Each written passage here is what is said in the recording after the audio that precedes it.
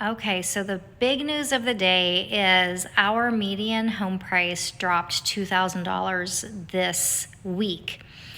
If you've been listening to any of my market updates, then you know that this is what we've expected to happen, and it's here. So this is the first reduction in our median home price that we've had in over 2 years.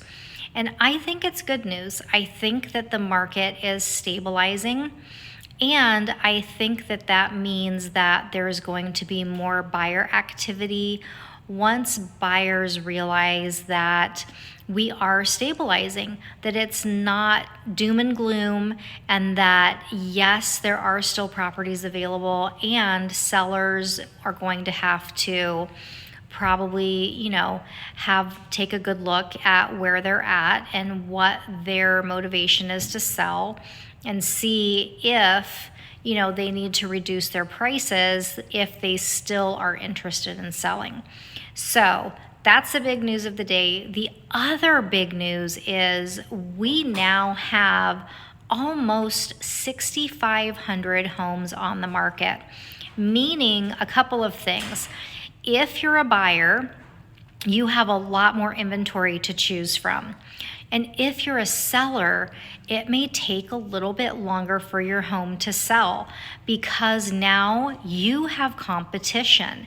And so you need to do everything that you can to make your listing shine, from the photos, the professional photos that your agent has taken, to the marketing that they do, to allowing people to come in whatever time they need to come see your property, because they have 4 or 5 other properties that they're going to take a look at on the same day. So there's a little bit of a shift that needs to happen in the seller's mind. We're not going to get a bunch of multiple offers, and you're going to have to really be on your game to get your property sold for top dollar.